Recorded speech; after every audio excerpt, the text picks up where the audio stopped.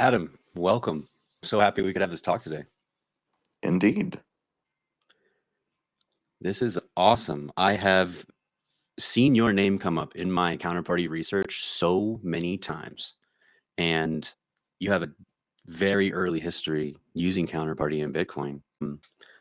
I'm super excited today because I feel like this talk is going to fill in a lot of gaps of research I don't know just yet. Well, first off, how you doing? I'm pretty good, man. I'm an open book on all it. I did it because it was fun, and it was fun. Wow. So when did it? I mean, so the way that I kind of structure this space, I know it's just me and you at the moment, but these are being recorded, and a lot of times with the spaces, people kind of jump in a little bit later, and sometimes they want to like ask questions and stuff. So I think that format is cool. So from my research, you started off with a podcast, and that was a big background to how you kind of got involved with crypto and currency and cryptocurrency, right? So you started a podcast called The Daily Bitcoin. How did that start? The daily Bitcoin. Okay, we're going all the way back there. All right. Yeah. So, without going too far into the deep background beyond it, that was actually the fourth Bitcoin podcast that I had started, the Daily Bitcoin. And I had been interested in a couple of different areas of emerging technology, drones, quadricopters, and that type of correcting thing, essentially like self-driving cars, but for the air. Like that was really interesting. 3D printers were really interesting. Additive manufacturing. My life before getting into crypto, I was involved with the first bioplastics and like environmentally friendly food service packaging. So like when you go to Whole Foods and you get like a fork that's made of a weird plastic, that's one of the things that my company brought in the I think 2006 2007, and so I was really like all up on. Thinking about the ways that manufacturing could change, because one of the big challenges in the business that I was in was that the quantities required in order to do anything, especially to build like a new mold or something, were enormous. It was incredibly expensive. It was really time consuming. You had to get stuff cast, and like manufactured in China. And there was this way that you could do it with additive manufacturing, where you could now really avoid all of that prototyping cost. So that was really interesting to me. And then cryptocurrency was interesting to me because in 2008, 2009, 2010. I had educated myself on sort of Austrian economics and had really come to appreciate how fucked up the way that the sort of money worked was, and how long it had been a problem too. And also, this is when I started reading about the fourth turning and stuff like that, and digging into a lot of really esoteric topics. And it all kind of led me to, hey, wouldn't it be cool if there, was this thing Bitcoin that actually worked?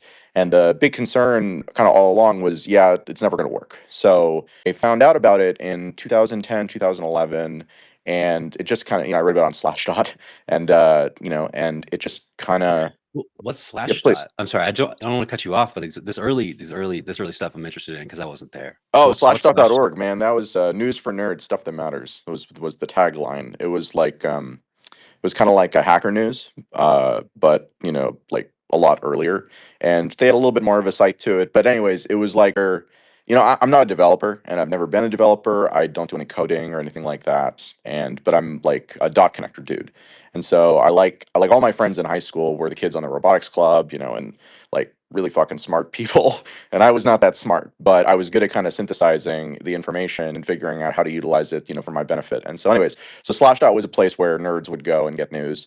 It's still around, but it got sold a couple of times and diluted. And as with everything else, nobody goes there anymore, as far as I can tell.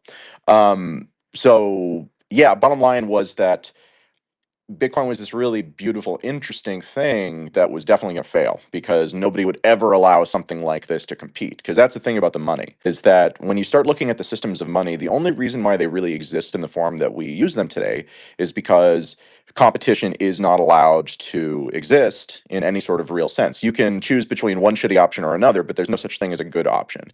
And Bitcoin represented a lot of the kind of purity that people want from a monetary system, but which a monetary system, the people who administer it, will never allow you to have, because it's not to their advantage. And so as the years went on, over the course of those first couple of years, it didn't die, and it didn't die, and it didn't die. And at first, it was really just, 2011, 2012, 2013. I was on like the Bitcoin Talk forums and stuff like that. But it was basically like me as the least technical person there, which is hilarious because I'm actually wildly technical as far as my ability to understand this stuff. But everybody else was just so much more engineer mindset and total fucking nerd that, it was like I was the normal one, which was really funny to me. And so there was a show called the Bitcoin Show. I think it was called the Bitcoin Show. A guy named Bruce, can't recall his last name, that was really ahead of its time. Live daily show, fucking on video, man, in New York. Up in like a big high-rise building. I was like, wow, this is amazing that it has this type of thing. And I had done podcasts for a really long time, going back to about 2005 was my first one when I started one about video games. And then I would, over the course, it kind of just became a really preferred medium because I had a bunch of health things that made it so I really couldn't travel or do much anything physical. But I could talk to people and I got really good at that. And so like an example of a show that's totally, nobody's ever heard of, but like I did a show for about 2 weeks, every couple of days, during the Occupy Wall Street movement, where I set up a 1-800 phone number and I had people call in from the different occupations and report on what they were doing and just kind of used it to kind of create this network thing. And it didn't get very much pickup, but it got, like there were 1,000 listeners over that time. And then I let it die because I had other shit going on. But anyways, it was kind of always my medium. And so anyways, so Bruce has this show, and coming into 13, there's this wallet that he's really been pushing everybody to because he was all about early kind of like mass adoption, right? And so he's pushing people to this wallet. I can't remember what it was. I think it was My Wallet or something like that. But it was one of the first shitty browser extension wallets, and it got compromised or hacked or something, and basically everybody lost all their shit in it. It was back during the days where these extension wallets were actually centralized, as far as like it was just a kind of remote control into this other system. I see a little sheep here, like the early Doge tipping services too. It was the same thing. You kind of had to do these things in a centralized fashion. And so anyway, so that blew up, and he was devastated and ended his show, lost all of his shit. There were lots of suspicions around, that maybe actually it was a rug pull by him, but I don't really think that. I think that everybody was just so fucking stupid early on that we just, like nobody knew how to do it right, and so they just did it as wrong as possible. And especially back in the early days, I would say it a lot. If you can't be a shining example, at least be a horrible warning. And so he was an example of a horrible warning. And that whole project was an example of a horrible warning. So, but what it did was it left this giant being hole in the landscape, the non-existent media landscape. And I found myself like, hey, there's a fucking opportunity here again. And so I was like, all right, I'll do another fucking Bitcoin podcast. Again, this is my fourth one at this point. And so I go into Reddit and I talking to some people there. Actually, maybe it was Bitcoin Talk. I can't recall. But anyways, I found this guy, Ellie, who is this software developer out of Israel, and Paul. I can't recall what his last name was, but this punk rocker out of Maryland. It was really, with like the like dyed black spiked hair, is really totally fucking iconic. And so I had gone to school to be an audio engineer, which is how I got into podcasts in the first place. And so I, started putting together episodes, started recording stuff. And we did it daily because I have this whole thing about feats of strength, which is, and I don't think this works as well anymore. I think that back in the day when the landscape was not so saturated, it was important, and now I think it's just such a different landscape, repeatable. But at the time, I had this whole thing about feats of strength, which is you do something that's fucking impossible in a very visible way, so that then people see that and they're like, "That's fucking impossible. How did they do that?" And it's totally unsustainable, but it gets you enough. It gets you enough attention to make it happen if it's going to happen. And if it's not going to happen, then you fail real quick. And I love that because I'm pretty bad at ending things once I get going. Um, so so started that. Started on a Monday. By the time we got to Wednesday, we had our first offer of investment, $5,000 from an early listener who had made a bunch of money in Apple. And I was at the time I was 28. 27 or 28, yeah, 27 actually. And and I was living on my parents' property, having moved back home with my wife in a 225 square foot tiny house, sleeping in the loft above. And I had my computer set up downstairs on a little makeshift table and shit like that. I was going through a rough time, and it was like, hey, that's fucking cool, man. Like this could turn into a real thing. And so I went to my co-hosts and I said, hey guys, like there's some real opportunity. I think I'm gonna have to business. You guys want to do this? Let's go, man. And I offered them 20% each in the thing, and they both and were very offended. And so I was like, all right, well, that sucks. And I kind of collapsed over that weekend. Did the fifth show, did a mea culpa also, because I can't help myself once I really get into these types of things. I feel a very strong to transparency, and so there's an episode out there called "Inside the Bubble," something like that. That was kind of my experience of that 5 days. I'll dig up some here, um, and. And then I had met Andreas Antonopoulos a couple of weeks before that, actually, and he had not he had some type of non-disclosure agreement or non-compete or something that was preventing him from doing the show. Uh, and so when I initially tried to recruit him, that was the response. But then when I tried to recruit him the day after the daily Bitcoin collapsed, well, it turns out that had just actually ended for him, and so he was very interested. He had been our last guest on the last episode of the Daily Bitcoin Show, and so took the weekend, and then on I believe Tuesday of the following week, we started up with Let's Talk Bitcoin. Let's Talk Bitcoin was twice a week at first. It was Tuesdays and Thursdays, or Tuesdays and Saturdays. I can't recall what, but it was 2 days a week. And I was like, cool, that's much more reasonable.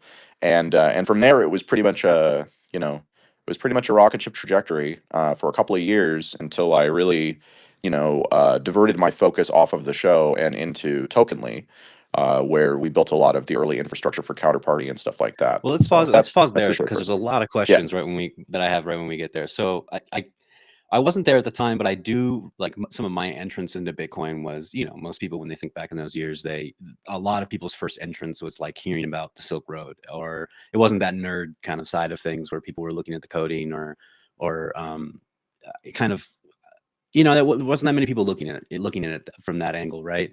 And I find that interesting that you talk about these early Bitcoin days where there wasn't that much, the hash rate wasn't that high yet, but there was this sense, and I would assume from what I've read, there was still the sense in the air that Bitcoin was a very big philosophical upgrade when it comes down to it. I mean, what were the things back in those days? Like, separation of church and money, or sorry, state and money, in the similar way from the separation of church and state. And that got me. I was like, wow, that's interesting. How does that work, right? And I find it super interesting.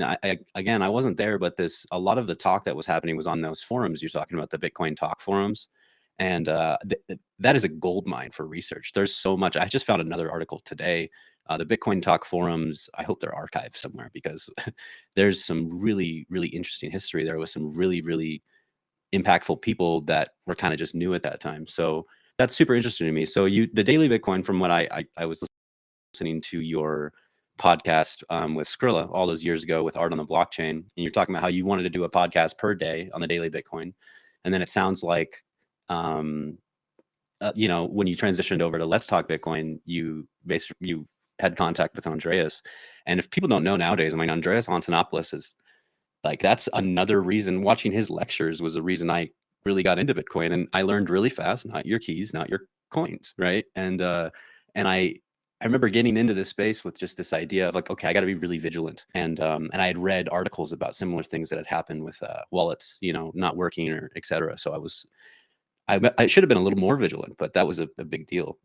So you're getting into Bitcoin, and how did you find out about Counterparty? Was it through somebody you knew? Were you like surfing the exchanges, or were you on Bitcoin Talk forums? How did you find out about Counterparty? Yeah, so I think it's worth saying up front, and hi Shaban, it's good to see you, man. It's worth saying up front that that none of it was ever about money for most of us, because there wasn't any money to be had there. There was only spending money. Like it cost you money to do this stuff, not the other way around. And I think that as time went on, like there was this moment in 2015 where suddenly the light bulb went on for a lot of at the time very early people, which was like, oh shit, there's money here, right? And for me at least, that totally changed everything in terms of the way that people kind of framed everything. But my whole thing with this and all of it is that I find stupid systems really annoying. I find them really frustrating. And there's so many things in our world that are built on stupid systems because somebody built a thing and then they defend it vehemently when it's the dumbest possible way that you could do the thing. And a lot of our systems, you know that becomes more true over time, right? Because early on, what'll happen, and this is like you want to get into like fourth turning, like generation theory shit. What happens is that a problem emerges, and it's serious enough that it demands action, and so you create a solution or a system that addresses that problem, and then the people who operate that system deeply understand why it's important for that system to do that particular thing, and they're there for it because they appreciate the problem because they lived through it, and it's very important to them that problem be resolved. And so what happens over time though is you get a generation away from that, and now these people are just pulling the levers because that's what you do, you pull the levers, but they don't really understand outside of like in a intellectual way what the problem even was. And then you get another generation or two beyond that, and well shit, the people who are pulling the levers don't even fucking know what the problem ever was that they were trying to solve. They just know that you pull these levers, and it turns out actually that if you pull them in just the right way you can benefit yourself, even if it's totally counterproductive to what the thing was supposed to do originally. And you look at money, and it's that, it's that over and over and over and over again. And there was never a way that you could escape that stupid system, because there was always, you have this tyranny of having to deal with reality and the physicality of it all, right? And again, like gold was one of the less bad systems that we had because it placed real constraints, but it had meaningful problems that you could never solve with something like gold. And so people tried to digitize it, but then that means that you have to create these digital versions that can essentially disconnect from the physicality of the reality of what you're trying to represent. And so Bitcoin, if it was going to work, right, if it could survive and was allowed to, or rather could, could be unstoppable, um, it presented a system that you could see emerging from it that had none of those problems, and that was beautiful. and and that really was the appeal of it. So for me, the question was never, will this be worth a lot of money? It was always, is this going to work? If it's going to work, it's probably going to be worth a lot of money, but it will never be allowed to work. But it looks like it's going to work, and everything about it says it probably should work, but it's never going to be allowed to work. And it's that loop that was in my head for about 10 years. um and these days I'm like, well, fuck, it worked. you know at this point I'm pretty convinced of it. But it's one of the reasons, why I never really bet heavily in any of this stuff, is because for me it's always been about the system, and the system is beautiful. And if it's going to work, then even having a tiny amount of the thing is so important. Is like, that's the thing that everybody's been looking for, and you just need to be able to really kind of see into the, where this thing goes and whether or not it can be stopped. And even so, I come from like this is what people say nowadays, the class of 2017, Bitcoin class of 2017, right? And you sound like you were a couple grades higher than I was, right? Maybe a senior when I was a freshman. It's just more And cynical than everybody I knew. That was really what it came down to for me. Seriously, like the amount of cynicism that you had to have in the early days is quite profound. And again, it's, you look at the people who are doing it, who have really kind of bet most heavily on that, and there's a sort of cynicism, in the existing systems, because if you listen to people who are supposed to know what they're talking about, who are telling you how what this thing was and how reality works, then you never would have been involved with any of this stuff. So I would just emphasize that, like, it's cynicism about core systems that I think led most people here early on. so I just really connect with this idea, and I want to kind of move into like the idea of tokenization on top of the system, because you have the system at first of Bitcoin, decentralized finance, and even just, I know a lot of people in this space, like especially like NFT space, where it's been enough years where we kind of, Bitcoin is super easy to us now, having a wallet and sending things back and forth. But most people I know we call the normies, or the people that aren't into this, it's still a huge jump for them to like accept, like most of them just go on Robinhood and buy Bitcoin. They don't actually use it, and I don't think most of them still to this day underlie it, like realize the underlying technology that like changes the entire world. It already has, as we can see over the years. But in those early days, so you're getting into Bitcoin, you're doing podcasting, you're meeting people like Andreas Antonopoulos, Stephanie Murphy, and you start this podcast called Let's Talk Bitcoin, and that eventually gets morphed into this like incredibly popular system at the time on top of Counterparty with LTB Coin. Tell me about, like, so your introduction into Bitcoin is interesting, but where did you find out about Counterparty? Did someone tell you about it? Did you like see it in some article? What did that look like in 2013, 2014 when it kind of all came about?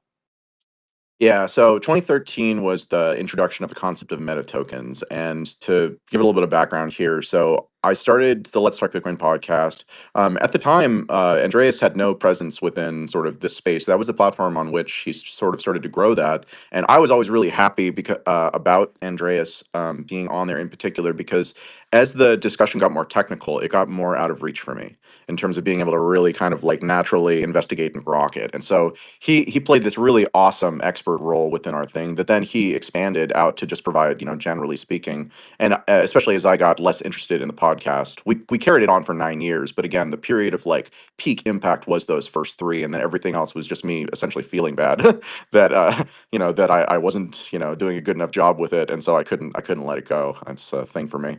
So, anyways, we start this thing, and the important thing to recognize is that during that first year, there were two other Bitcoin podcasts. Neither of them focused on philosophy, but much more focused on the tech, like by people who would do like Linux nerd podcasts.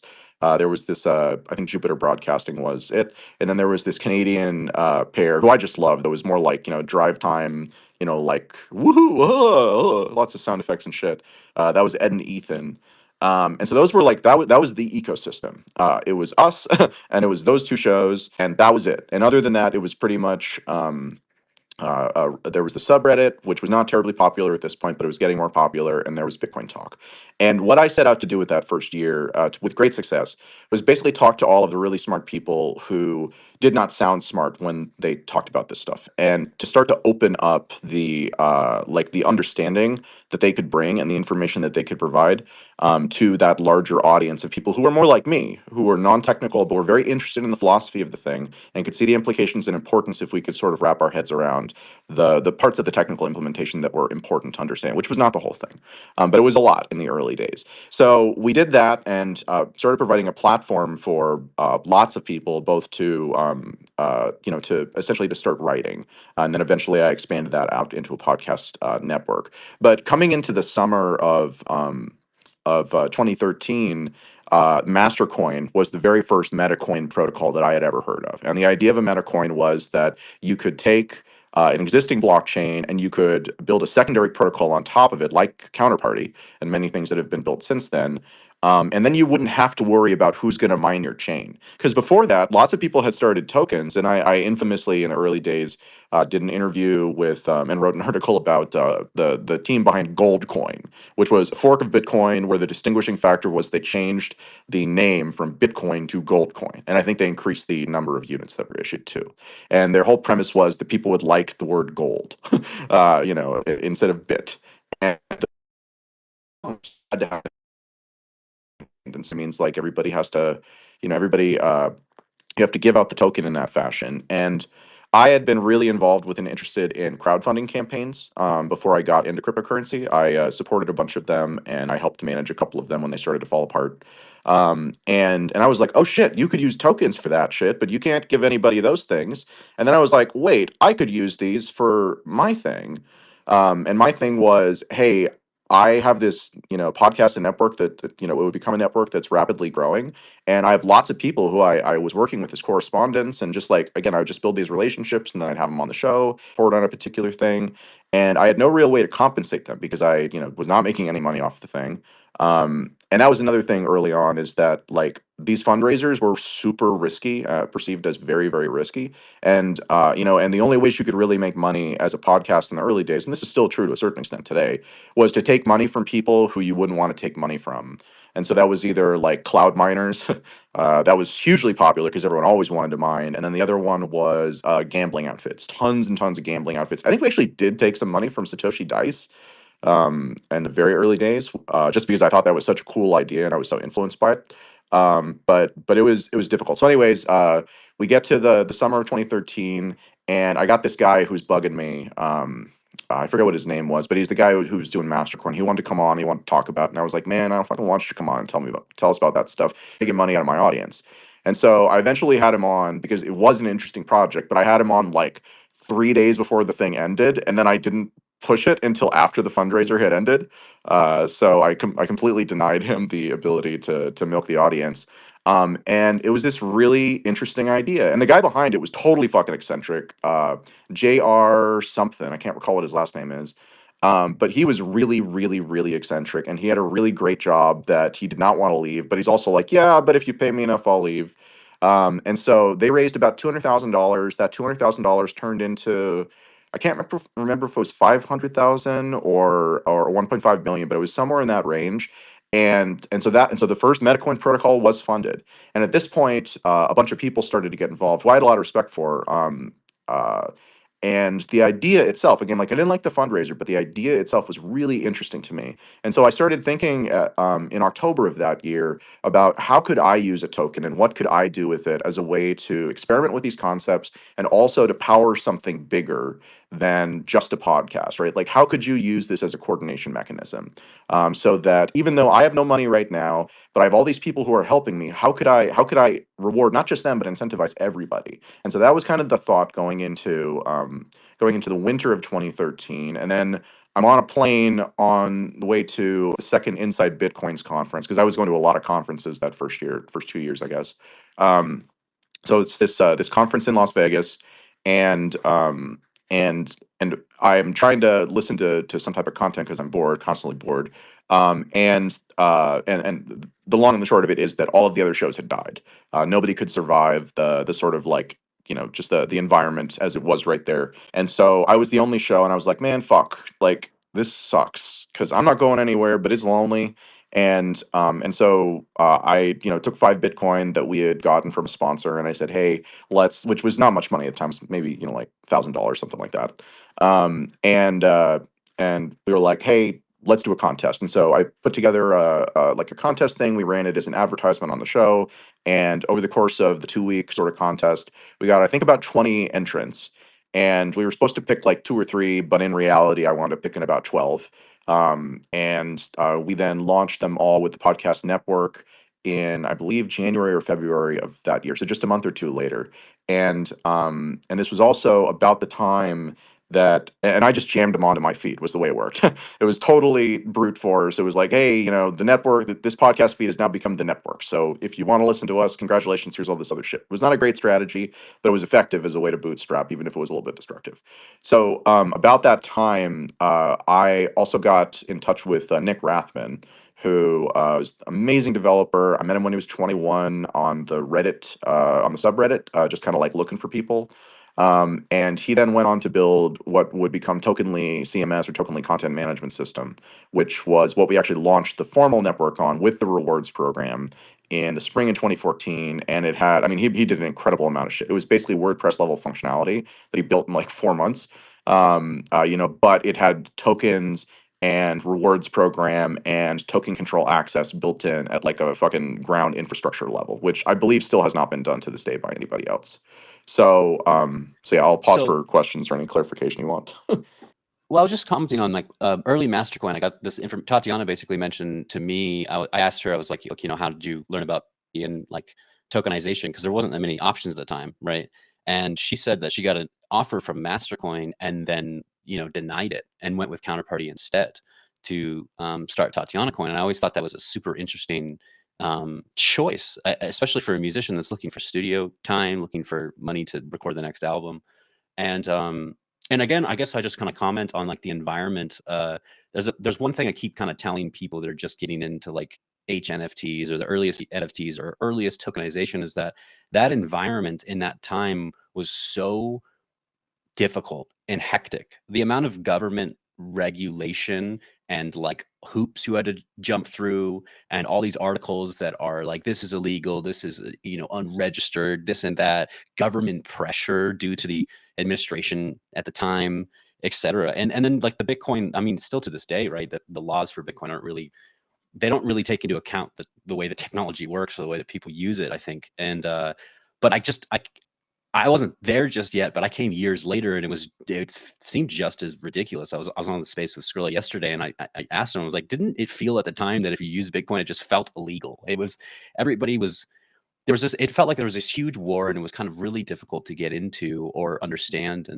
And do you know what I mean? There's a Yeah, lot more that came pressure. later.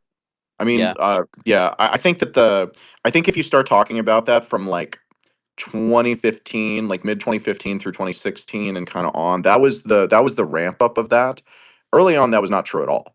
Early on, we were convinced this was just fucking crowdfunding, man. Crowdfunding wasn't illegal. And like this, the idea around the securitization stuff really only became a thing as ICOs picked up, which was not, again, like this was, I would just say it's just different. That was not the consideration at all. Here, again, the arguments that we had were, why would anyone ever want to do anything like that? Can't you just fucking use Bitcoin as money?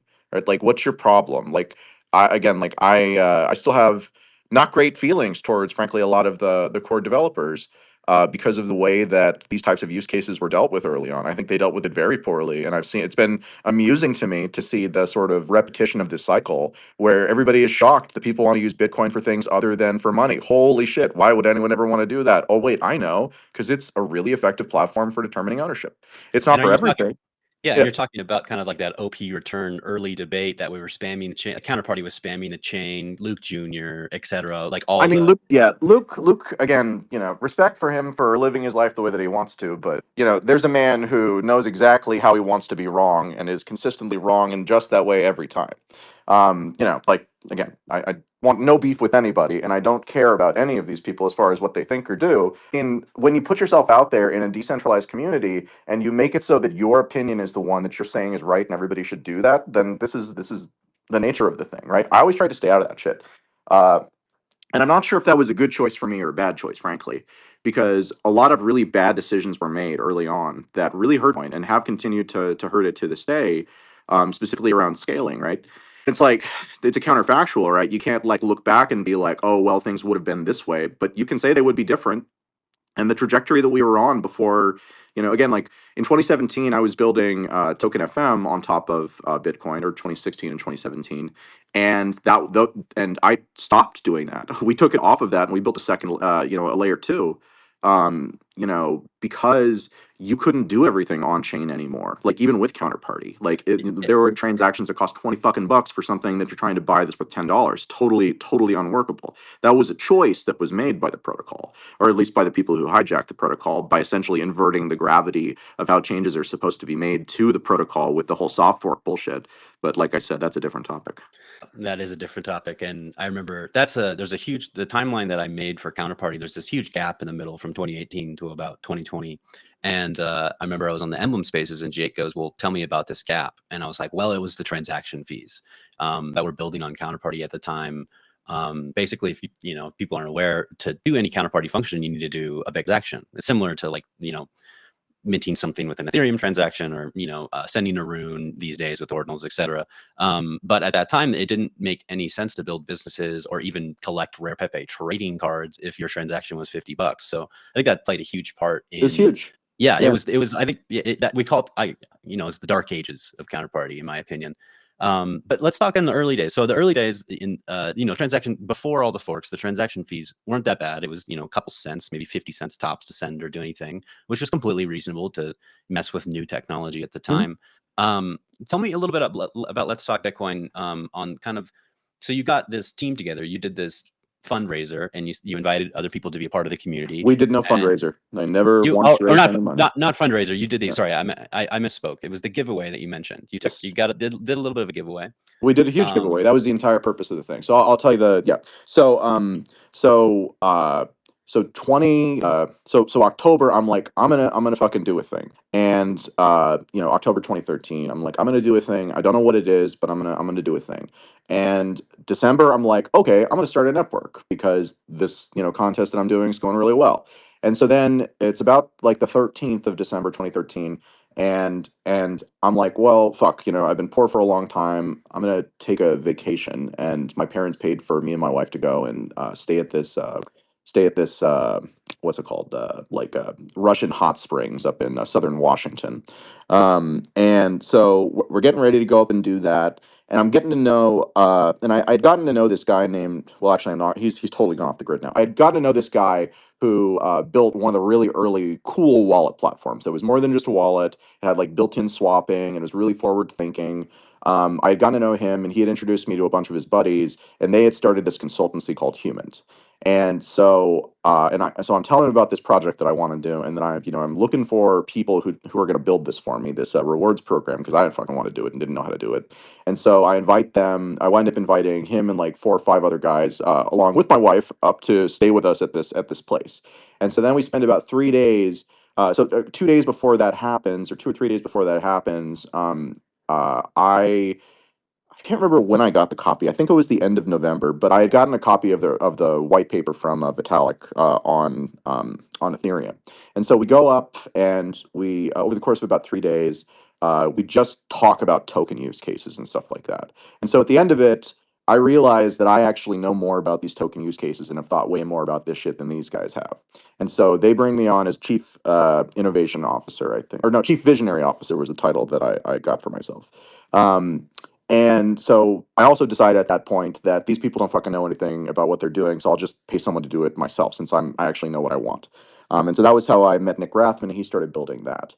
That group, we would then go on to work with a bunch of other projects, most of which never went anywhere. But one of the projects was Tether, and we wrote the first specification for Tether in the spring, I think, of 2014.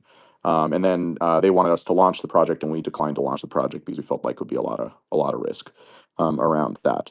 So that brings us up essentially to the spring of 2014. Spring of 2014 is when I launched LTB Coin, and we launched LTB Coin. We issued, essentially what I did is I created a 5-year distribution schedule for the thing, and then I said, hey, we're gonna front weight it.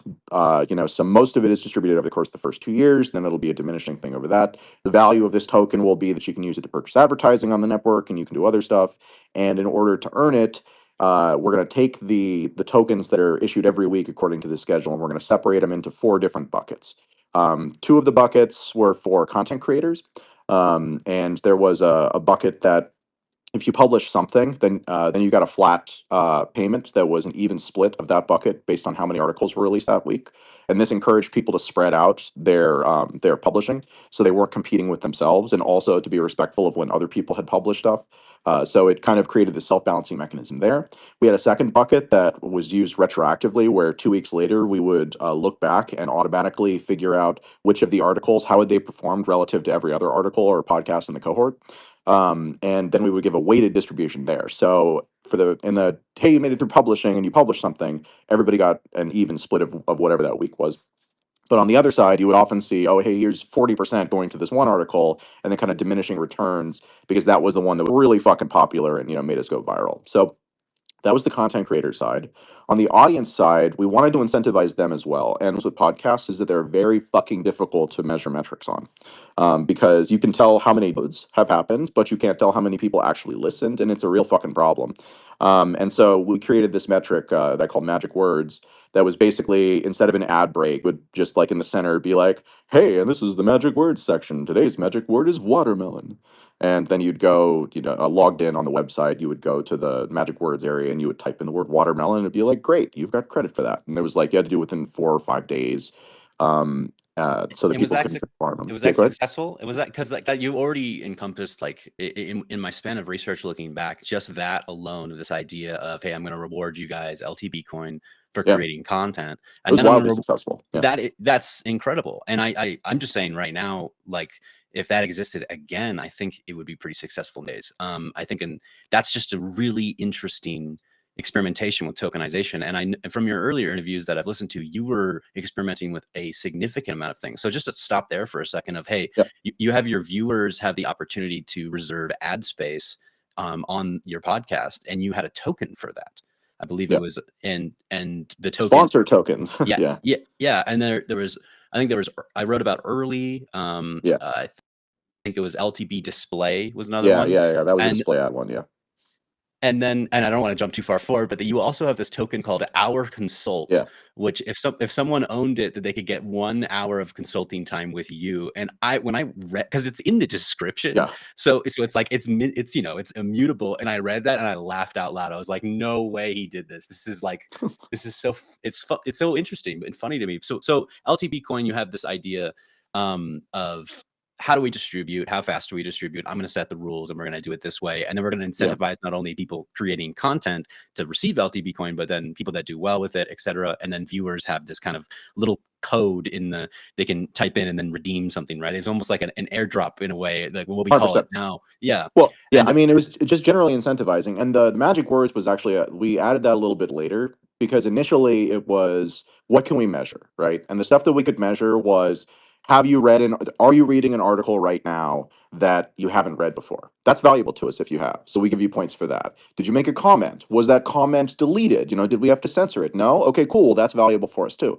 And basically what I did is I just created all of these different where we could tweak the kind of ratio of how much we're rewarding, but fundamentally we didn't really have to know anything about what our users were going to do. They were always competing against each other, and then they could see, oh shit, I was active this week and hardly anybody else was active, so I got a huge amount, right? And it was this really nicely, like if you were participating at all, then there was a strong incentive to participate. This is also incidentally how I wound up starting Tokenly, first as an open source project and then later as a company. Was because we needed the first things we needed were one, an auction machine so that we could auction one token for another. So we auction, a sponsor token for LTB coin or an LTB display for LTB coin because nobody knew what the fuck these prices, like what the value of these things were. And then the other thing was, and the more important thing was the mass distribution engine, which would later go on to power folding coin because again they had exactly the same problem, but he didn't want to build everything, which was great. I love that. So yeah, but it was the mass distribution engine that was the thing because those first distributions, man, I don't even fucking remember how we did it, but there was no such thing as a multi-send. I think that Nick just did a giant script, where like everything was hardwired, everything was manual. Like it was rough, and that was really what made me go, oh fuck, like I have all these ideas and these things that are obviously going to be awesome, but I cannot do any of these things until I build the thing that allows me to do it. And then that increasingly led to thinking of, okay, but if I have to build this for myself, then obviously I should just build this so that other people who want to do this stuff can just do it. And that's what kind of led down the path of Tokenly, which was a good choice, question mark. Lots of great experiences, but definitely like the worst possible way I could make money. I find it so interesting just to give people kind of an overview from my research at this time. Counterparty, the first year or so, they started out with trying to invite businesses to come in. You had Swarm, you had other Oh man. businesses Okay, being started I'm on sorry. top I'm of sorry. that. I You're have good. to I have to talk about Swarm. Oh, let's hear it. Okay. So backing up just a second, you had asked earlier why we went to Counterparty as opposed to Mastercoin. I see someone in here from BitAngels, and I don't think I'm stepping on toes. I think this is commonly understood. So depending on who's behind that moniker, maybe I'm saying something irritating, but it is what it is. Uh, Mastercoin was a total shit show from the word go. It was not an appealing project to work with, except for the fact that they had money. And they had money, again, not because they had done anything particularly smart, but just because they had done the first ICO and then they had caught kind of a wave that allowed for them to have a bunch of money. And I remember in December of 2013, I was at an event in San Francisco and I was talking to one of the guys who was doing developing for it, and he was just telling me how fucking much money he had made because they had set up the system in such a way where you got paid X amount of money for being involved with the project, and then there were all these bounties and incentives, and he was making like 30 or 40 grand a month. um, and that was a lot of fucking money, for anything involved with crypto, much less something like that. And so there were always problems around it. And then as we got into the spring of 2014, I started working with, I met Tatiana in October of 2013. And as we got into the spring of 2014, sorry, not 2013, 2014, I was helping her to launch TATIANACOIN in a couple of different ways. One of those ways was helping her try to negotiate a deal with Mastercoin. And Mastercoin did make a deal because we pushed them real hard to make a deal, and the deal was not very much. It was like 5 or 6 grand, something like that. It was really a small amount of money, especially compared to what I knew about what people were earning building the project. And also, the project was not very good. It was very difficult to use. So the key thing was, can Counterpart not it was can Mastercoin make an offer that would make it so that we were willing to deal with all of the nonsense that would come with building on that platform, because Tatiana did want the money. But we eventually came to the conclusion, she and I, that it was just not worth doing. And so rather than do that, we went to Counterparty, which I had been doing stuff on kind of from the word go, just because it was so much better and so much easier. And the big thing they did early on that was so easy was they made a really good web wallet with the Counter wallet. That was game changing. especially in comparison to what was on the Mastercoin side of the table. And I'll never, again, like, the biggest loss of value that's ever happened in the life of anyone I know, as far as the amount of money that was lost, came as a result of using the Mastercoin system, 50 Bitcoin, at a time when it was not that valuable, but it was still a lot, and that has since compounded. So it was not really much of a choice. It was really just like, hey, they're well funded, but it's not going well. And indeed, had we made that choice, it would have gone even worse, and TATIANACOIN would be nothing essentially, because Mastercoin, as far as I can tell, has been essentially unusable for many, many years. Yeah. Um, And I yeah, think looking, I mean, hindsight is 2020, right? But hearing Tatiana, she says, okay, well, we went with Counterparty, and she successfully raised enough money for her album Keep the Faith. I think it was around yeah. $25,000-$30,000, which, if people are aware of the studio time, that's standard for really, really good studio time. I mean, that's just enough, right? I mean, And it's low. That's yeah, Yeah, like you can make an album for that. But again, like, we were just so early. We were just so fucking early. And again, like that platform that you're talking about, the what's it called? Coin Powers. Amos Mieri, I believe the guy's name is. yeah, tell me a little bit about Um, that, because coin powers. Okay, so there's a huge. I'm so happy I got to talk with you, because there's this huge. In my opinion, I followed the breadcrumbs enough in that era to know that I didn't know that much. That's why I'm so excited to speak about this. What wallets were available at that time? Was it just Counter Wallet? And then what did Coin Powers do in relationship with Tatiana Coin? Yeah, so Coin Power, so it's the spring of 2014, and Tatiana and my wife and I and, oh gosh, who is it? We're hanging out with Amir Taki and a couple of other, Peter Todd at the time, stuff like that. This was one of the first events in Toronto, when Anthony Diorio was still really heavy into this stuff, and he was putting on these types of events. So I was good friends with Anthony at the time, and uh, and so, I'm sorry, what was your question? I got too deep into reminiscing. Oh, you're good. You're good. No, it's a lot of information. Before I read you the question, I just got to mention, in my research, you were already experimenting with things kind of on, like, on top of Counterparty, but then that kind of extra layer of, hey, what can we do extra with Oh, these totally. Yeah. tokens, way before it was protocol standard, way Yeah. before anybody had, and you just went out and said, well, if they're not going to do it, I'm going to do it, and we're going to figure I it just out. wanted, I mean, like, it was not really about anything other than me. It was entirely about what if, right? And most of the time, the what if question comes from, well, if only I had X, then I could try that. And in practice, that was just not true early on. Early on with the crypto stuff and with the token stuff, you could just do it. Again, like, I was pretty fucking poor, and you could just do it. You did need to have the time to build some of the expertise, but it was really more just that most people did not find any value in it, and it was like, oh, okay, I guess I can see why somebody would be interested in that, but I'm certainly not interested in that. So again, like, you can ask Shaban about this. Like, the problem was never that the potential wasn't there. The problem was that the potential was not super obvious if you weren't so deep into the problem that you could really appreciate it from the abstract sense before it made sense. Because that's 100%. true of everything that happened early on. None of it Yeah. made sense unless you could see the bigger picture into which it fit. Absolutely. I learned that through, it's funny enough, years later, I learned a lot of that philosophy just through these things called Rare Pepe memes and Yeah. Rare Pepe tokens. So I find that interesting. But looking back, the question I had before was coin powers. Oh How yeah, did coin that, powers. yeah, Yeah. how did that drop of Tatiana coin go? What was the tooling available at the time, and how did that work out? Yeah, so one of the so the reason why I was talking about that conference is because that's where Amos Mieri came up to me, and I gave a talk that I can't recall what it was about. I think it was about crowdfunding, and about tokenized crowdfunding, my fucking obsession at the time. And he said, "Hey, I'm going to build one of those platforms. Do you want to be involved with this?" And I was like, "I don't have time, but yes." And so that wound up with me being involved with it. I don't remember what my title was. Usually, I was taking chief visionary officer roles, was like the title I would give myself, hilariously.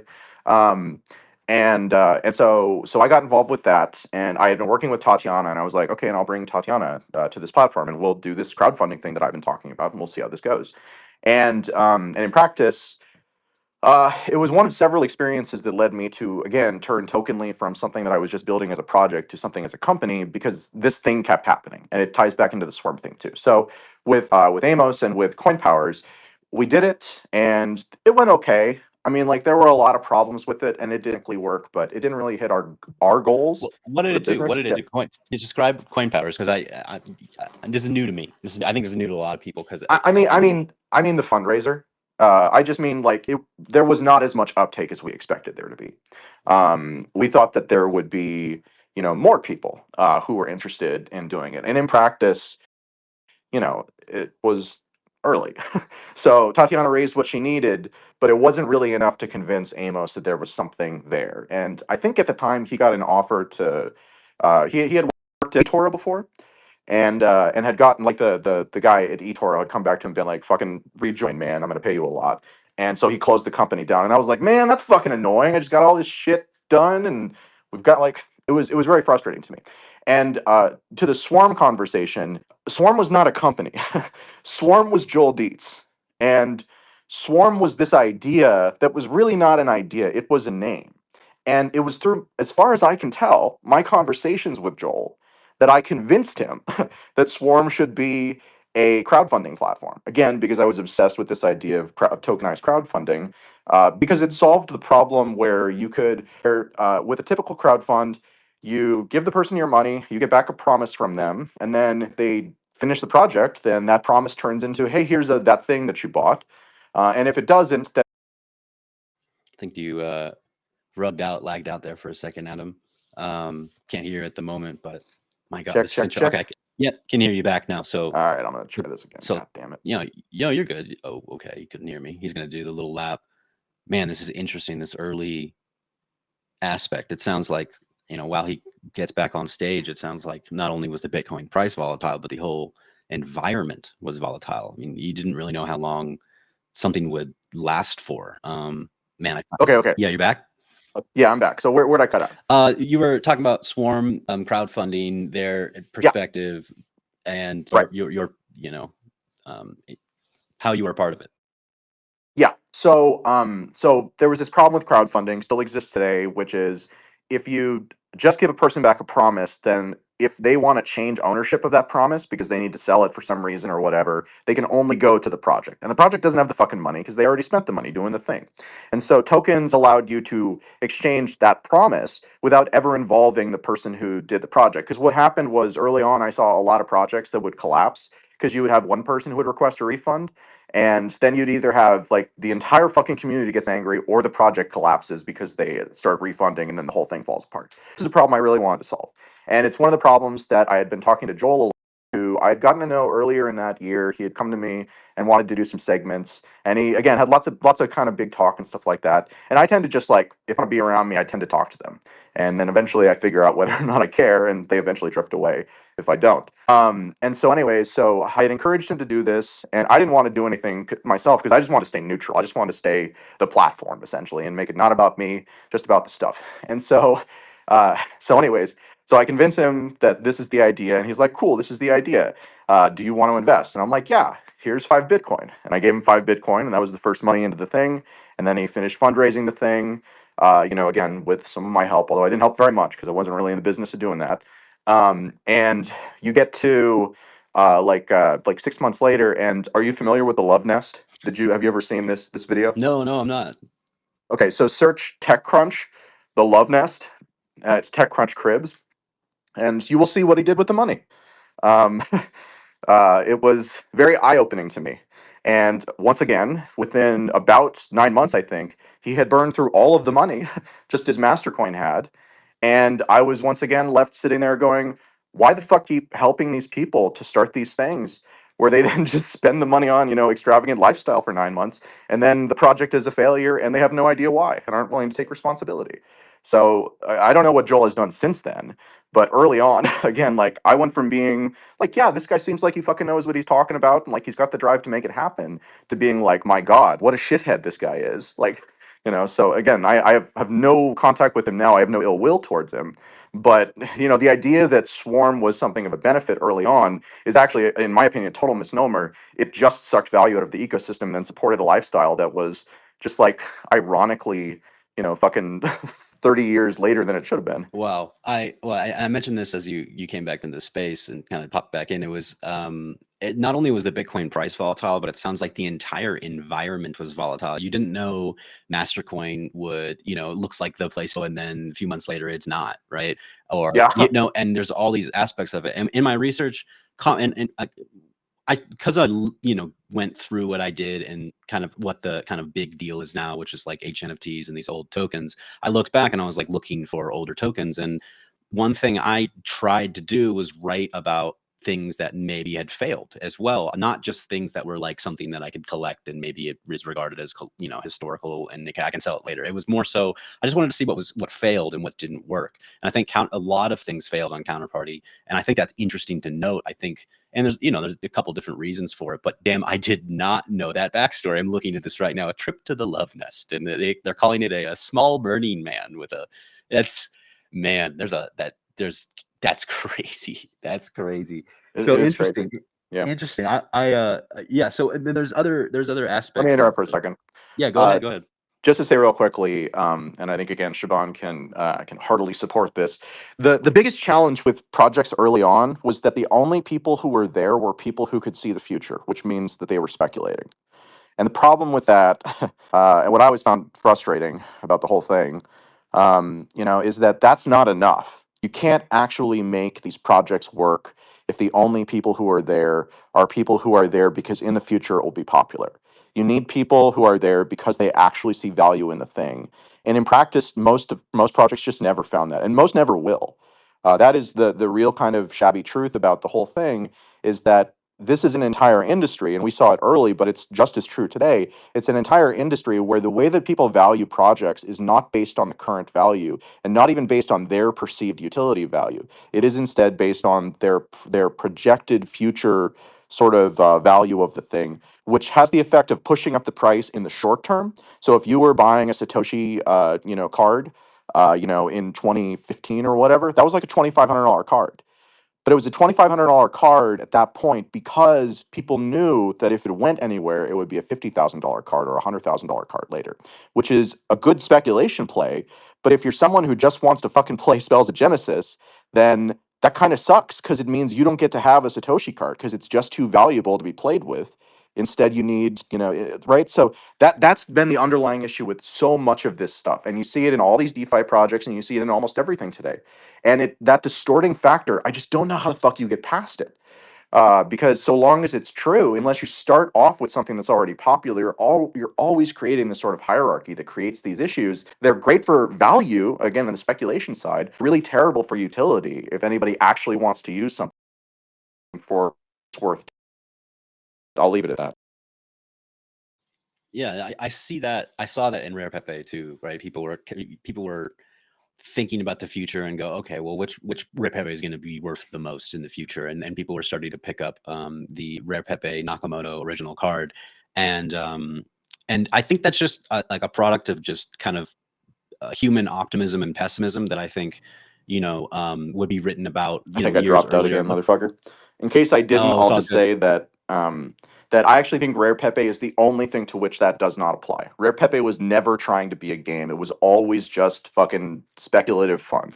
And as a result of always being speculative fun, it was the only project I ever saw launched on Counterparty that got large that pulled it off, so to speak, because there was never a downside. Like there was never a downside to people speculating on it. Like who cares? It's not like there's a utility that you're trying to get out of it. It's always just fucking frogs on cards with funny memes.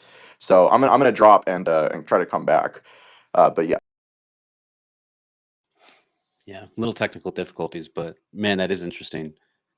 Everybody that's here, Shaban, Nifty, OG, Little Sheeb, you guys are great. I'm glad that you're listening in the conversation. Okay. We Did you get that?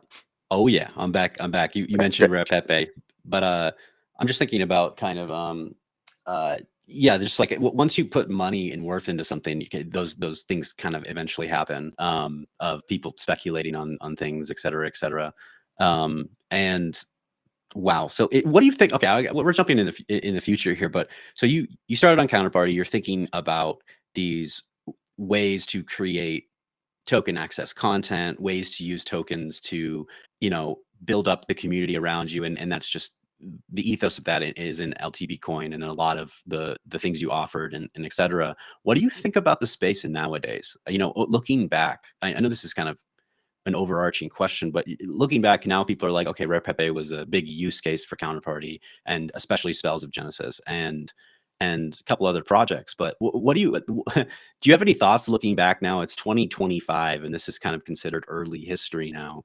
What do you think about like the NFT market nowadays and art on top of tokens and that whole ethos? Because it didn't seem in my research like that was an ethos to start out with at all. It wasn't. I mean, TATIANACOIN, maybe JP Jansen, but it wasn't kind of the center piece at that time.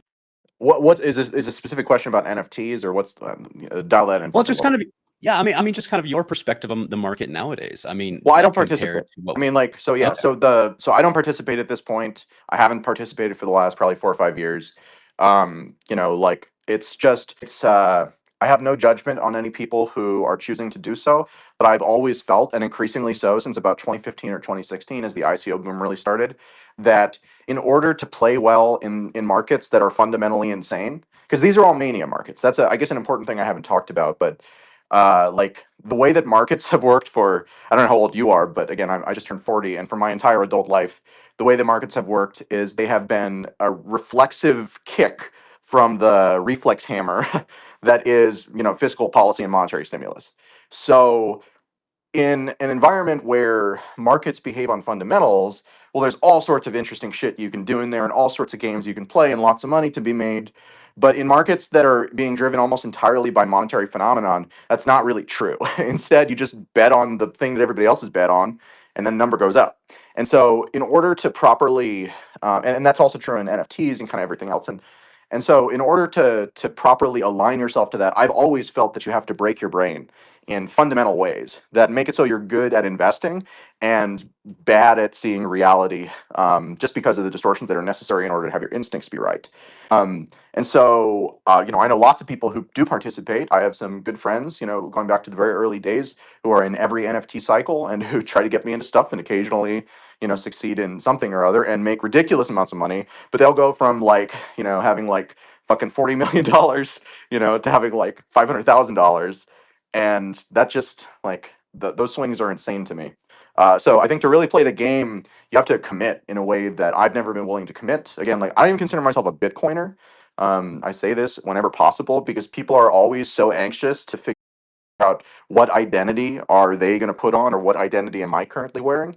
And I just think that to the extent that you associate yourself with an identity is to the extent that you are limiting your ability to cognitively process new information without feeling pain if it goes against whatever, you know, your aligned interests are. So I really encourage people to not do that, just generally speaking, and just consider yourself whoever the fuck you are, because that's what you are. So I'm, you know, happy to see it becoming popular, and the financialized nature of the thing has really always been a beautiful part about it because it is so self-incentivizing. You know, like it got me early on with non-monetary stuff, but if you look at the number of people who it's gotten with monetary stuff, you know, like it's like 100,000 times, you know, more than the people who cared about the philosophy of the stuff, and that's just real. And if the system is going to be successful, then that was always what was going to happen. So, you know, I lament people who look at it and think generational wealth because I know so many who don't get that, and so I choose not to participate as a result of all of that, but I don't fault people who do. Yeah. I read a metric. I don't know if you're aware of what pump.fun is, but I read a metric. They came out with their data and they said 97.8% of the wallets made or interacted with their system didn't make profit. And you could see that on chain. And there's that's crazy to me. That's just like, wow. I mean, it's And information asymmetry games. Like that's the nature of how they work, and it's the nature of how this thing works. And it's, you know, it's it's sad, you know, but again, it's how we learn. Also, like I had to right. break myself a couple of times before I really kind of thought about it and was like, you know what, this is just not a good choice for me. So I So know, like, like, but yeah, yeah, again, like this would all be so much easier if the, you know, again, like I live on the West Coast. We have I live in a small town, about 40,000 people. Uh, we have a huge homeless problem here. This town's actually been in the news and like went to the Supreme Court for the fucking thing. And like the town is so angry at itself and each other because they're trying to figure out how you solve this problem. And the problem really is that the macroeconomics of our entire system are so fucked that this is one of the that this is sort of one of the symptoms that results. So like, to me, that's the underlying thing about all of this, is that there's so much pressure that's being applied to each of us individually as a result of not anything that we've done, but just because of the time that we're living through. And we're all lied to constantly about that, because it's difficult politically to accept that reality, and that it's a nonpartisan issue is also problematic. So it's just like, it's just one of those things. It's like everybody has a really shitty situation right now to various degrees, and the worst part about it is that most people have been better, but most people don't understand just how much it's.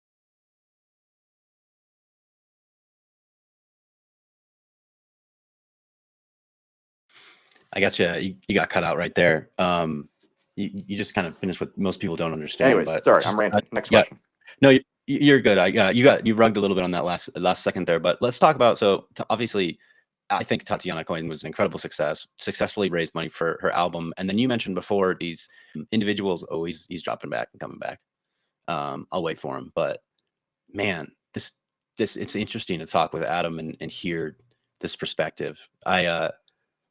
Man, All right, I think there I'm it, back it now. seems you're back. Yeah, it seems like there was a massive war going on, not only psychologically, but within the technical world and the people world, politics. And it's not that that war's not going on, but it seemed like it was full effect at that time. But I want to talk about, so those users using Let's Talk Bitcoin, right? The people making articles and they're getting rewarded in Let's Talk Bitcoin. Were there like Damn it, I many? lost you again. I'm gonna come back.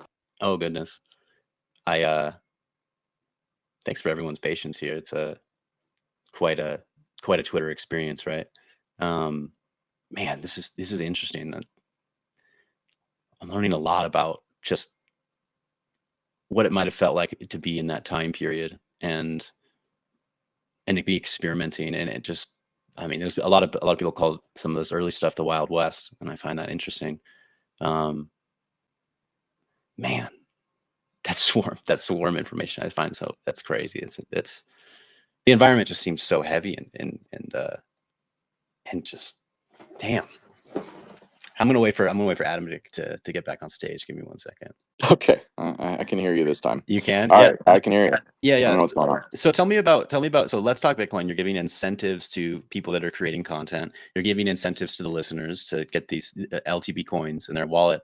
At one point, were there any success stories at that time? Where was it a place that you could take LTB coin, go sell it on an exchange, and these people were actually making real world money that was like changing their, standard of living or their life at the time, making a couple extra bucks by writing through this process? Yeah, so there were actually two different types of users who used the LTP coin system. There were Western users who used it, and they basically used it like me, which it was essentially just like something that you're banking. And it was traded on Poloniex. It was essentially the first of, uh, I think it was the first. I'm pretty sure it was the first of that type of token to be traded on Poloniex. And again, it was because there was demand, and it was traded for a number of years until Poloniex shut down. Uh, but you asked about success stories. Um, Like if I was writing at that time, I did some oh, content. yeah, yeah. You know, I I'm could telling you go. about that. Yeah, sorry, I lost my train of thought, but I've You're remembered it good. now. So yeah, so the Western users really just kind of sat on it for the most part, but we noticed a strong community that formed in Vietnam. And that community I did some digging on because they really started to become quite prominent, and we figured out that it was because of the exchange rate. And the exchange rate made it so that the value of the LT Bitcoin that we were giving out to the average person was not very much. It was, a couple of bucks most weeks in terms of what the exchange value was. But for people who were in these particular areas, it was actually better paying than a job. And so if you think about the GameFi stuff that was going on with like what's it called? I forget what the type of person is, but it's like where somebody owns a token and then they have somebody else actually playing the game. That was essentially what we had going on there. And so we eventually kind of like siloed them off into their own areas and just kind of let them do what the fuck they did, because they were really consuming the content as far as we could tell. And then the best part about it was because the rewards program was competitive amongst the cohort.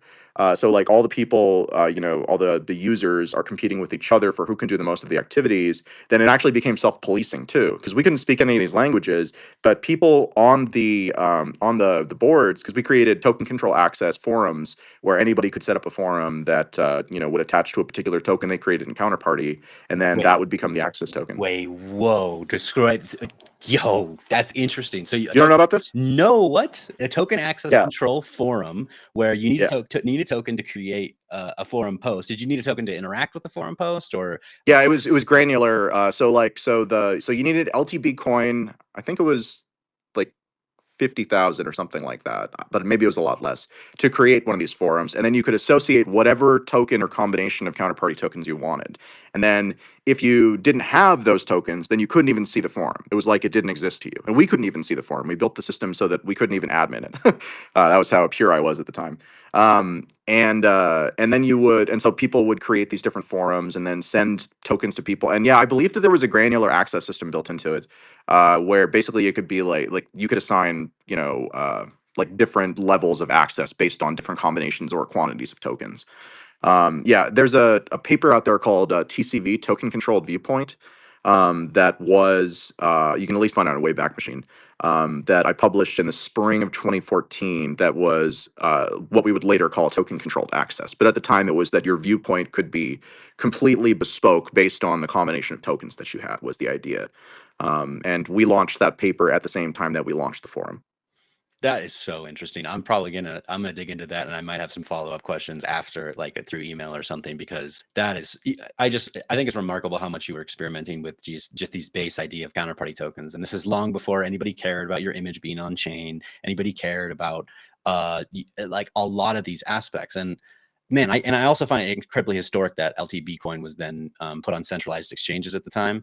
There's another Mhm. aspect I picked up, because that's a big deal. I mean, like now, like It was a big deal. It yeah, was a big deal. what you mentioned with the individuals in Vietnam, we saw that in Rare Pepe too. I was trading with Mhm. a girl, Cat Rose, and I just did a simple little trade on the XCP DEX. I think it was for like, I don't know, XCP was like, I don't know, $3 or something. I don't remember what it was, but she made basically $60 off the trade, and I got a significant supply of her card. And she told me that it changed her life. She lived in Venezuela at the time, and their national economy was tanking, and their just hyperinflation was happening, and $60 like changed, like put food on the table. So I find this incredibly interesting decentralized tokenized system was changing lives at the time, and I find that just so interesting. And I'm not surprised, right? I mean, you look at, if somebody's gaming the plat for a couple bucks, I mean, that's just, that's what people do with World of Warcraft. They do that with, in-game skins, Counter-Strike skins, flipping them. That's super common for me, and I think that's important because I don't know, a lot of, I think, Western individuals don't realize like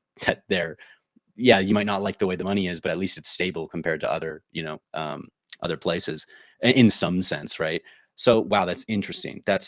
Gosh, I need it. That's what I'm looking for, is these early tokenized ways and token controlled access. You just described, and I don't think it should be underestimated. You just described, hey, there was no name for this yet, so I wrote a paper about it, and we put a name to it.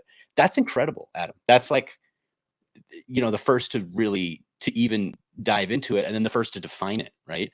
Were you aware of, maybe I was just thinking, were you aware of like JP Jansen at the time? I haven't gone through all the old episodes of Let's Talk Bitcoin, but were you aware of kind of his experiments with doing an ebook with JPJA and with Olga? And if you were, what did you think about that?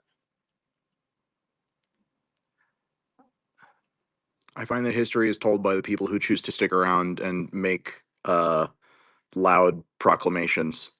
Um, so, with that said, I'll choose not to comment on JP. Um, and you know, lots of people did early stuff. As far as I could tell, nobody cared about any of it at all. And to me, it was always a question of not, can you like it's not a question of can you do something technically. It's a question of what impact does this have?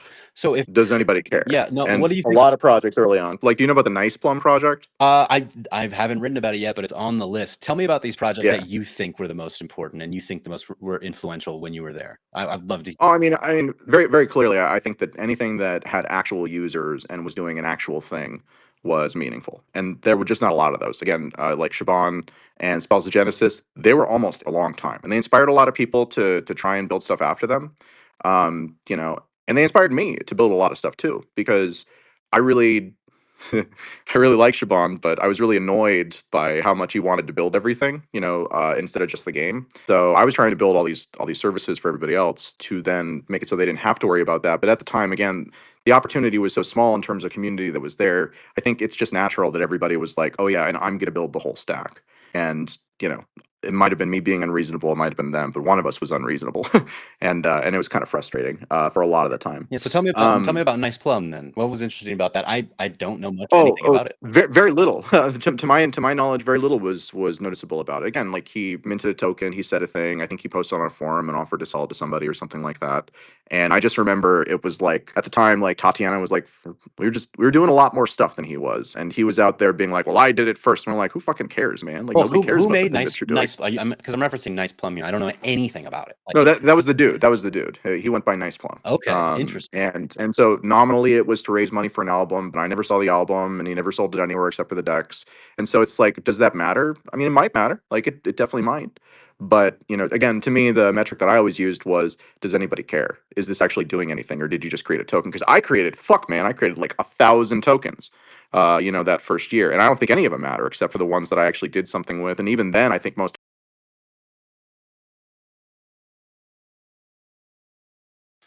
Oh goodness, Adam, I think you dropped out there. Man, 1,000 different tokens. I'm interested to see what some of these experiments were. So, But no, you cut so out there just for a. can you hear me, Dave? Yeah, I can hear you now. You cut out there just for a second. You said you made 1,000 tokens. Okay, I'm gonna come back one more time. Oh, okay. Goodness gracious. I gotta get these. Maybe there's something I can do on my end to make these Twitter spaces a little bit more stable. I'll have to look into Yeah. that. Yep, you're back. Yeah. Hey, Dave. Yeah. So to the extent you want to just record it, and I'll talk with you as long as you want about this stuff. There's a ton of stuff we didn't talk about. I do have to jump to another call. Today is the one day all fucking week I booked myself for stuff. And I wanted to mention that that again, like the core of all of it is really just the transferable ownership nature of the thing, right? If you like it might seem, and maybe I'm underplaying it, but I have never thought about the stuff that I've done as being like even particularly smart or brilliant. I'm decent at dot connecting. I'm good at looking at fundamentals and understanding problems that I personally feel, and then figuring out how to use technologies to kind of get to that point. But it's never like there was anything that happened in any of this that wasn't obvious if you walk down the path. And the thing that I ascribe myself for doing is I walked down the path as fast as I fucking could, hitting as many fucking, like branches across the path as I possibly could. And every time I hit one, I would be like, how do I get around this fucking thing? And then we would usually build something in order to do that. And it was not a good choice as far as like a career path, but it was a great choice experientially. And it was a great choice just to have gained. I mean, like it's hard to, it's been a very valuable set of experiences for me. But it is just that. It is just if you're early enough and you can recognize the opportunity, then as you walk down the path, you will necessarily hit all of the problems. And then if you so choose, you have the opportunity to solve them. It's not a good choice, but it was a lot of fun. Wow. Well, again, if you it sounds like you got some other stuff to go to, and that's totally fine. I'm just grateful for that we get to speak about this, because this is just a huge gap in my research, and I really respect your perspective on this. So there's this really you seem very like how do you say it? Very like you've been through a lot of battles, right? In this early day, and hearing about your experience of Let's Talk Bitcoin, other projects that were around at the time. Well, before you go, let's talk. We didn't really touch on Tokenly a little bit, and maybe you could just kind of give a form or an explanation over that, because I remember there was Token FM, and Tokenly was very, very talked about by Skrill on his podcast, and then I know I'm asking two questions here, but I think we have short on time. I want you to mention a little bit about your process on the MTM series, so Tokenly and MTM. Yeah, Dave, respectfully, we are going to have to talk about it at a different time, but I would love to have that conversation with you. The short version about both is simply that they were the natural things that I hit as I went through and became obvious that was required. It is worth noting that Token FM was explicitly built first as Tokenly Radio because Tatiana demanded that I do it. She was really, really, and even today, even just fucking a month ago, she was talking to me about Token FM and how she wants to, you know, bring it back and make it happen. So like the drive that that woman has is unlike anything that I have ever seen, and certainly it pushed me down lots of paths. But yeah, Tokenly was just, it just had to happen. Not a good choice for it to happen, but it had to happen for my process. So I got to run. Thank you very much for the time, and I appreciate the invitation. Like I said, happy to talk to you anytime, and I'll see you soon. Of course. Thanks, Adam. Definitely will reach out for a follow-up. Thanks so much for coming through and talking about this early history. I wrote a little bit about some of the projects that that Adam was a part of in this big old HNFT research project that I'm going to pin up top here. It's called TIMELINEXCP. His tokens that he made, LTB coin, HOURCONSULT, LTB display, they're all written on there. And some of the projects he mentioned at the time, you know, some like Swarm and stuff, we got some more information for that. That was pretty interesting. I didn't know about that. They're all up in that post. I basically included all of my research in the token itself. It goes to an interactive infographic where you can click on the tokens and surf through all these early years and try to get an understanding of what was going down at that time and what was being experimented with. And Adam B. Levine was, I think, light years past other people for experimenting with these early projects. I mean, token controlled access for forums. What? Like, I didn't even know that. Like, I just want to stress enough that I just really am interested in these early pioneering tries at using tokenization. So just want to thank everyone for coming out. That the TIMELINEXCP that I mentioned before, not only does it have an infographic where you can learn about it, it changes over time. So for instance, I learned new information here. I'm going to have to go and update it, and it automatically updates the token. So as I'm learning stuff, you can just go to where it's published and learn stuff as it changes. This entire space is kind of it hasn't been looked at yet. Not many people have researched it in depth, got the stories. There are people who have interviewed before, but no one's have really laid it out like that. And you can also check out if data is not really something you're interested in and reading is annoying. There's a documentary on there too. So 18 minutes, it goes through the first 5 years of Counterparty history. And I was a little short and sweet with a lot of that stuff, but every single one of those topics shown in the infographic or talked about in the documentary is a rabbit hole in itself. You could dig way deeper into all this, and this is what I've been doing. So thanks everyone for coming out. I'm glad we got that little short snippet of Adam B. Levine, because wow, I'm gonna have to really think about a lot of things he said and research a lot of this other stuff. So everybody that came to the space, thanks so much for hanging out. And I'm going to do a interview tomorrow with the well-known and builder, the absolute legend in the space, J-Dog. So I'll pin that up top as well. So definitely keep that in mind, because we're doing interviews every single day about a lot of different aspects of the early tokenization on Bitcoin using Counterparty. And of course, J-Dog was really interested in Dogeparty as well. So we'll get to hear that story and doing stories every day. So keep interested and keep searching, because there's so much more out there to find and so much more out there to learn. So thanks, guys. Thanks for coming by. And man, that was a cool conversation. Hope to see you guys here tomorrow. Bye-bye.